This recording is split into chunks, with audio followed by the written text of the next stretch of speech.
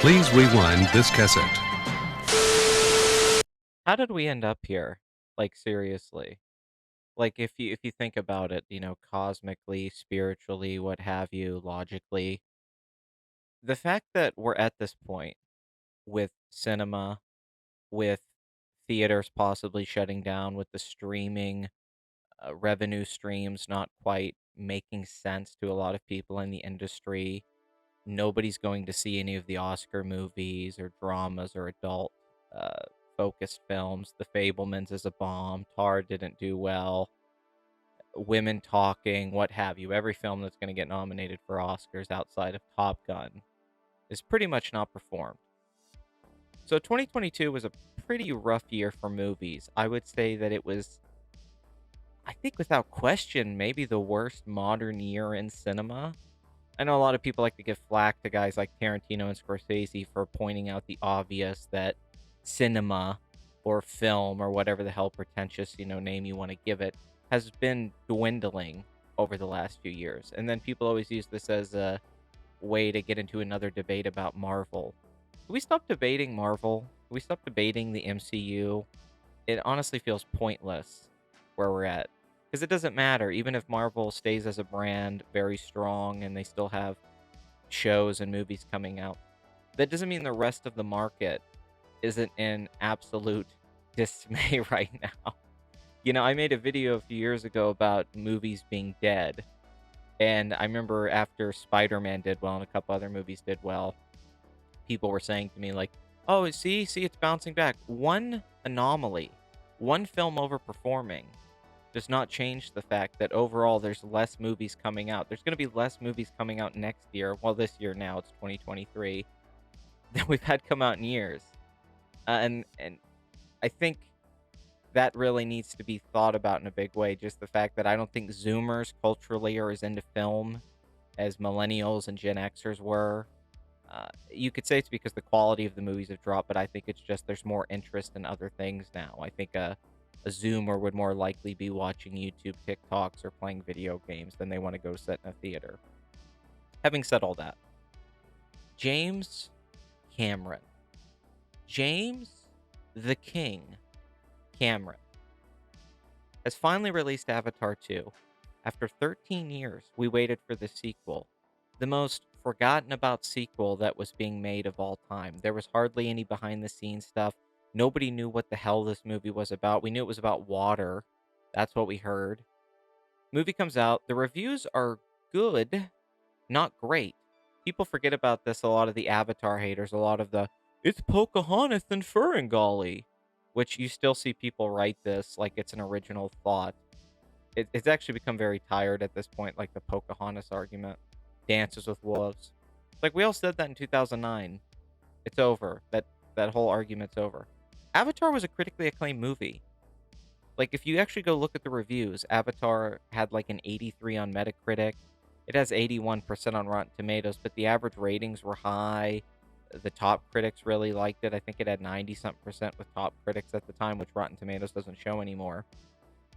Avatar was well reviewed, and that reinforced kind of the perception of it with the box office and its Oscar nominations. I mean, you could say that that year at the Academy Awards, it was Hurt Locker, Avatar, and Inglourious Bastards were the only films really competing for Best Picture.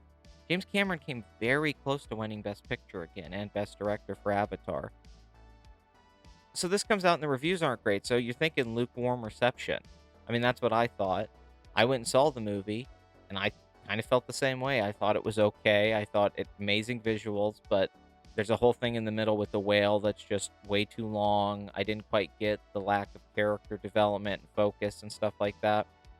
It was disappointing in a lot of ways after waiting for so long, while also being impressive in other ways for a James Cameron film, especially as a sequel to Avatar. I think in some ways it's better, but in other ways it's a weaker film because it's sort of the same film again. So you think, well, what's the box office going to be? So everyone's all hyped up opening weekend. This movie has to open at $200 million. It has to open at least 180. It's got to open like Black Panther 2. It's got to open like Doctor Strange 2, which are films that had huge openings, but that didn't quite perform internationally like they were expected to. Black Panther will not gross 1 billion worldwide after the previous film did 1.3. Doctor Strange 2 should have made 1.1, 1.2 billion. I know China didn't get a release for these films, but still, they weren't quite the gangbusters that they were thought of to be. And it was thinking was, well, maybe the box office is down overall. Maybe people just aren't interested in movies as much this year, excluding Top Gun, which was kind of the cloud that was hovering over everything. It's the Nope spaceship, or kaiju, once you actually see the movie. Avatar 2's opening weekend was 134 million. When that came out, all of the articles, all of the analysts, everything you saw was this was a disaster. A 441 million opening worldwide. James Cameron blew it. His movie had a $500 million opening, and it was a disaster. That's what everyone said. The reviews aren't there. The word of mouth isn't there. The demand isn't there. The 3D gimmick has died off. Nobody gives a shit about this movie. Okay. Next week, $63 million. Was predicted to do 50, 55. Next week, $67 million. Weekday numbers, 20 million, 21 million, 24 million, I believe, on one Monday on a holiday week. Has all these records it's accumulating, like, top 5 in Wednesdays of all time, top 5 in Tuesdays of all time. Best third weekend, like in the list, it's like top 4, which the films on that list are Avatar 1, Force Awakens, all films that went on to gross over $2 billion. There's not a film on any of these lists that didn't go on to do, if I'm correct, I believe all of the films that had like really strong third and fourth weekends that were in the 60 million area, all of them went on to be one of the 4 or 5 highest grossing films of all time. So then you start seeing a shift. Everybody starts saying, oh, well, look, the word of mouth isn't bad, but maybe it's getting a holiday boost. There's no competition. It can't be that audiences like this movie. So then you start getting the narrative shifted again. This just shows you how the internet works or how these things work. So everybody wanted, it felt deep down, a lot of people wanted James Cameron and this to fail because he's been so arrogant. He's been so in everyone's face about like, my stuff's better than Marvel. Avatar's the greatest thing ever. I don't need to make anything else. I regret that I don't get to make these other stories, but I can tell every story in Pandora. And he couldn't have done more to be unlikable to a lot of fan bases of other things. Because he's James Cameron, he's not gonna like listen to anybody. I mean, he could be one of the people on Shark Tank because he has just that kind of gall. So everybody kind of wanted this to fail, I think. I don't think there was a lot of support for this movie from film Twitter or a lot of people. I mean, the industry wanted it to succeed. That was a big thing. People in the industry wanted it to succeed. But the fear is that nobody really wanted a sequel to Avatar. This isn't this juggernaut franchise like a Marvel, like a Star Wars. And now we're seeing with the numbers that's not true. Avatar is legitimately a franchise now. It's not a thing where we can debate it anymore like we did over the last decade. It's official now. If this film grosses $2 billion, which I think it will because it's already over 1.5, it's already the highest grossing film of the year worldwide. I don't know if it'll match Top Gun's domestic total, but clearly the film's not going to stop.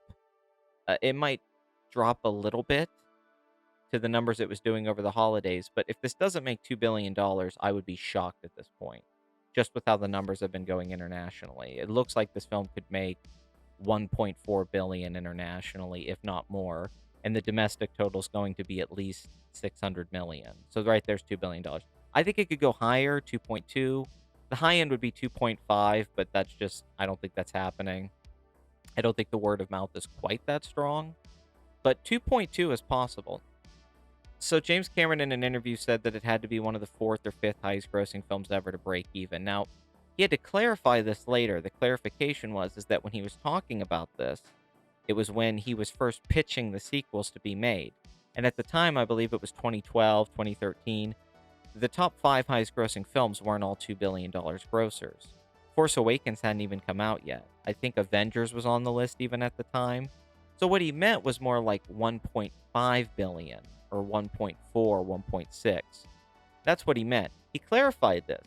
But despite clarifying this, Anytime you point out the success of this movie at the box office, the first thing you're going to hear back on Reddit, on Twitter, anywhere, is people are going to say, but James Cameron said it has to make $2 billion to break even.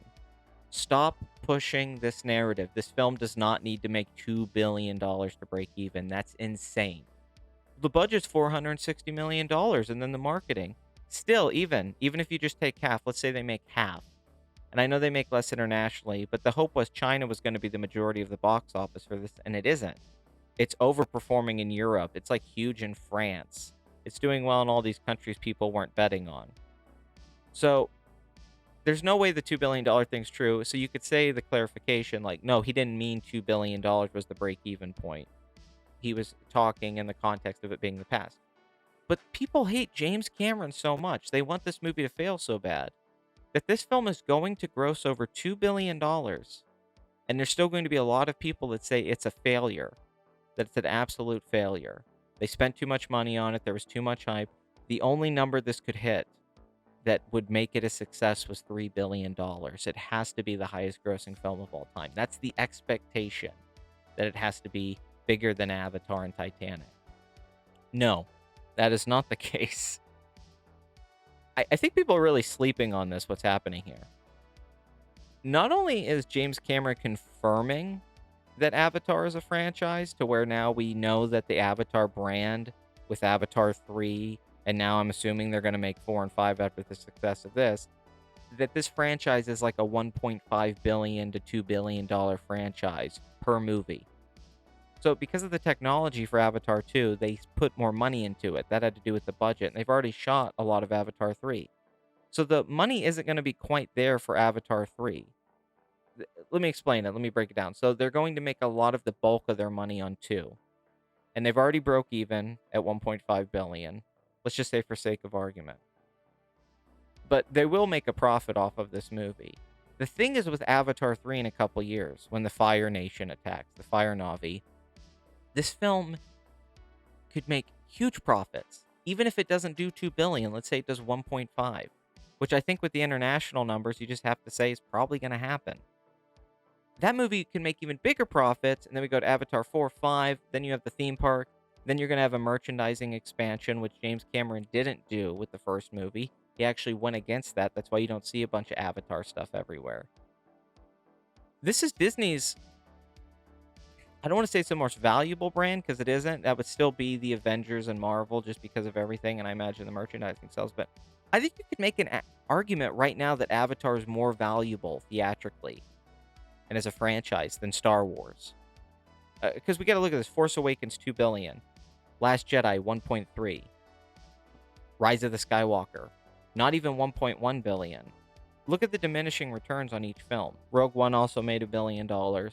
Solo was a bomb. And now the TV shows are up and down. Andor gets good reviews but doesn't have good ratings. Obi-Wan has a big premiere, but a lot of people don't like it. Avatar is like a big cornerstone now for Disney. Like it's a player. It's a big player. It's a huge fucking player. This also puts James Cameron in some rarefied air, where he's the only director that I think now, besides, I mean, I guess you could say Peter Jackson with the Hobbit films and the Lord of the Rings films with inflation and all that stuff. But he's really one of the only directors right now that has 3 films that are going to be in that 2 billion range. The only other people that have 2 in there are the Russo brothers. And I don't know if you can credit their name for that as much as just the Avengers and the Marvel brand building up over the years. Like, would those movies have made the money without Robert Downey Jr.? I don't think so. Whereas James Cameron, he doesn't have movie stars carrying his movie. Nobody's going to see Avatar 2 because of Sigourney Weaver, who's the biggest star, or Stephen Lang. We certainly know nobody's going to see more of the great Jake Sully, the name that people say nobody can remember. So the reason I make this video talk about this is that it's just perceptions, right? So because we're in such a rough time right now for being a movie fan, it's a really hard time right now if you're a film buff. Like, I think I've been feeling emotionally that I only watch movies now to remember what things used to be like. It's like nostalgia bait. It's like watching an old TV show. I don't know if I watch films anymore to gain knowledge or understanding as like an artistic experience. I think that has been diminishing for me over the last 2 years, and I've been obsessed with movies pretty much my entire life. But I've lost interest, and I think a lot of people have. Beyond that, I think there's not a lot of good stuff to talk about. There's just not a lot of those dramas and Oscar movies I mentioned. I saw all of them. They were all 2.5 hours to 3 hours. Some of them were really good. Some of them are decent movies. Banshees of Inisherin, I think it's Inisherin. I don't know remember how to pronounce it, but that movie's a very good movie. Um, but a lot of the hyped up ones, Tar, it's good, but I wouldn't say it's a masterpiece. And I could totally see why nobody would go to the theater to see that movie. I don't think you would have any issue seeing that movie at home. I don't think it would affect that movie. There's a lack of film discussion going on. And people are trying to find the enemy or the solution to this post-pandemic movie climate that we live in. And for some reason, everybody can't see the center here, what's going on, that James Cameron is not only confirming his status as the box office king over a Steven Spielberg or a George Lucas or a Peter Jackson, anyone that's played in this game. He's also kind of showing the secret to where movies are going, and that Scorsese's right, too, even though James Cameron may never admit this, about the theme park attraction, the theme park ride. I think you're only going to get huge audiences out the theaters with that kind of gimmick. It has to be a theme park ride. It has to be a simulator. That's why I think the word of mouth on Avatar 2 is so good. I don't think it's because of the plot and the story or that it's about family and that's what's so good about it. I think the underwater visuals, that whole stretch of the movie is the closest someone's going to get to go to Disney World or Universal Studios right now, because as you know, the ticket prices have just jumped up astronomically in the last couple of years at these theme parks. And the demand is still very high. But a lot of people around the country right now with inflation and everything, they can't afford to fly or drive down to Florida or to go out to California. So the best you're going to get is to go pay top ticket price for an IMAX or 3D showing of Avatar 2. So I don't know if people love the movie, but they're loving the experience. And that's what James Cameron provides each time out. He's been doing this his whole career. He gives you high value for what you have to put into it. And yeah, you may not like the characters, you may not like the story, you may think it is just cliche at a level of a children's film. And I understand that. I really kind of feel that way about the Avatar franchise too, but James Cameron has done it again by not only redefining what our expectations are, but now he's taken it to a point where he's kind of setting up the future landscape for film over the next few years. And I think it's very interesting that they assume, they're hoping that things start to bounce back in the next couple of years when Avatar 3 is going to be hitting. So anywhere you read where someone's going to say this film is a disappointment financially or that it hasn't performed up to snuff, that's ridiculous. This is an overperformance. Let me make that clear. This film is overperforming. For the kind of film it is, the fact it's 3 hours and 12 minutes, the fact that it had 13 years in between sequels, the fact that people have always said there's been no cultural impact or relevance of Avatar, and then he just drops this film, and it's already the highest grossing film of the year, and it's done it in 2 months. Not even 2 months, right? Yeah, it came out in December, didn't it? So it's done it in a month. In a month, in 4 or 5 weeks, it became the highest grossing film worldwide. It made $1.5 billion dollars worldwide. That's pretty impressive. So I don't know even how to quantify it in analysis, or you break it down. Even this weekend, it's projected to make 40 million, which is going to put it over $500 million domestically. It's performing well domestically. It's doing well across the board. But the weekday holds are what's really impressive. So James Cameron, you may not like the man. I kind of like his personality. You may not like the man, you not like the trash he's talking, but he's once again backing it up. To doubt him at this point, it was already insane to go into this, but I think this is his biggest achievement. I think this is a bigger achievement than Titanic and Avatar, because I think those films offered so much more once the word got out there. Like Avatar, here's the 3D technology that no one's ever done before, the CGI that you've never seen at this quality before. Titanic, people were worried about, but you factor in Leo and Kate Winslet and how that blew up, the song, everything about it. what does he have for this movie except his name and the fact that he's doing Avatar again? It's not a new gimmick except water. There's water now. That's the gimmick for Avatar 2. And he didn't get the critical acclaim and reviews and support that the movie would have needed. And the industry wanted to love this movie, so that lets you know that the quality was, kind of like that for people. This is just mind-boggling that this movie's made this kind of money, and it just made me think that none of us have any room to talk shit about James Cameron, at least in the sense of like what he does that nobody else can do. Steven Spielberg can't make a movie that makes this kind of money anymore. His films are just bombing. And I know he's not making films like this, but I think if he did, they wouldn't perform like this. Nobody can do what he's doing. And if anything, we should look to him now in that advisory way where people say, oh, he's just talking trash. I think he has the answer to kind of keep cinema alive, at least from a financial standpoint, is that experience. Um, but that doesn't fix the fact that narrative or thematic depth in movies or the auteurs seems to be diminishing over time. And even a lot of these movies that people like love, everyone's loving Glass Onion and reviews and stuff right now. Watch it's like this movie's freaking terrible. What are you talking about? Like, oh, another rich people are evil cartoon characters from rich Hollywood people. Ryan Johnson makes $100 million from a Netflix deal, but he keeps making movies about eat the rich. Well, I'm not as rich as a billionaire, so I don't count in that. I get it. I get it. White Lotus is very popular. I mean, all you could say is like, I'm all in. I didn't even love Avatar 2, but fuck it, I'm all in. Like the blue furry people look hotter now than they even did in the first movie. They're hot anime characters at this point. Pandora forever. Pandora forever. Where Black Panther's done. Screw it. Marvel all of it. Unless Robert Downey Jr. comes back to like save them for one movie. Tom Cruise and James Cameron need to make a movie franchise right now. I need a blue Tom Cruise to step in. Because they seem to be the only two guys right now in the industry that get it.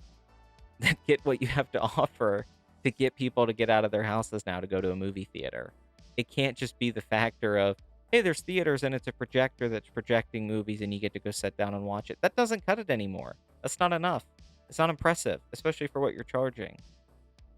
So what we learned for 2022 is like Tom Cruise is the man. And he's been reinventing himself over several years, and he finally paid it off in a huge way here. And James Cameron, all the trash talk, all these years, the producing, Terminator Dark Fate, Disaster, Alita, even though that movie has a fan base, it didn't perform like it needed to. He's just going to keep doing this until he doesn't want to anymore. He's not going to make a bomb. Avatar 3 is not going to perform like poorly. Avatar 4 is probably not going to perform poorly. As long as he's directing the movie, they're going to do well. That's where we're at with James Cameron. And instead of this whole swinging week to week of, oh, it's a disaster, oh, it's good, oh, it needs to make $2 billion to break even, we just have to take a step back, look at the forest from the trees, and say, this guy is the king. He always was. And he will always be the king. And I think the fact that it's an original IP, even though it is cliche in its execution and the things he's taken from, the fact that he's made an original IP this successful when nobody else has been able to do it at this level, not even close. No one has another original franchise that isn't based off an IP that has had the success like James Cameron has had now. It's hard not just to be in awe of the guy's consistency. And his business acumen and his prowess as a filmmaker and just a world builder and a designer. So yeah, kudos to James Cameron. I just really wanted to make this as an informative, analytical kind of perspective on why financially it's performing well, but also just culturally where we are with movies right now. I don't know if there is a future where movies are going to make the money that they used to make at the box office. And I don't know if there's a way that they can generate enough revenue from streaming to sort of justify it. So you're either going to cut costs down, cut down production, which is what Bob Iger talked about doing going into 2023, or you build around these key IP franchises that are going to perform uh, big over a period of time, like Top Gun or now Avatar, which is now an established franchise. So we might be getting less movies a year. There's going to be less theaters. Even around where I'm at right now, the two or three of the theaters are going to shut down in these towns because they're not making enough money. But it's just going to become more of a novelty thing. You're going to go to the theater to see movies like Avatar 2. And James Cameron understood that in 2009. I think he saw where the industry was going. And he understands that even more now in this decade, just because he bet on himself and waited. And with like Top Gun holding this, getting pushed back after COVID, really paid off for this movie in a big way.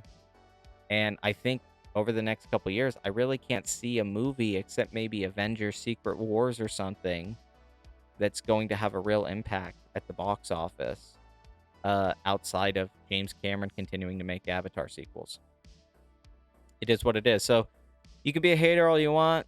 You can try to flip the narrative, but the truth of the matter is, James Cameron is keeping his mantle at the top, and I I'm kind of just baffled. I don't really even know how he keeps doing this. It's just kind of it's almost frustrating at this point. It's like Tom Brady, where the first few Super Bowls, you're like, okay, he had his dynasty. Okay, he won four, huge comeback, greatest quarterback ever. Okay, he won another one. Okay, he won another one. Okay, he went to another team and won another one.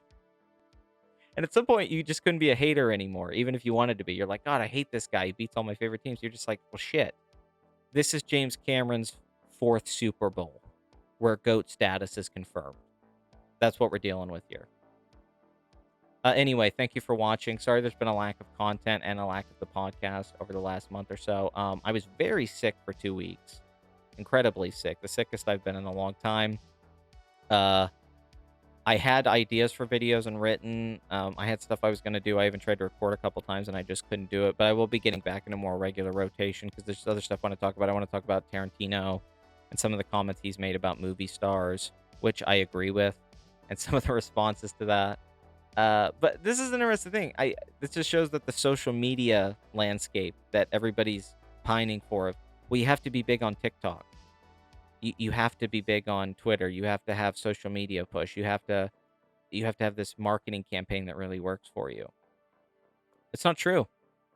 You don't need all the normies or all the film Twitter people talking about your movie to perform. Like that's the baffling thing about this movie. Nobody seems to be really talking about Avatar 2.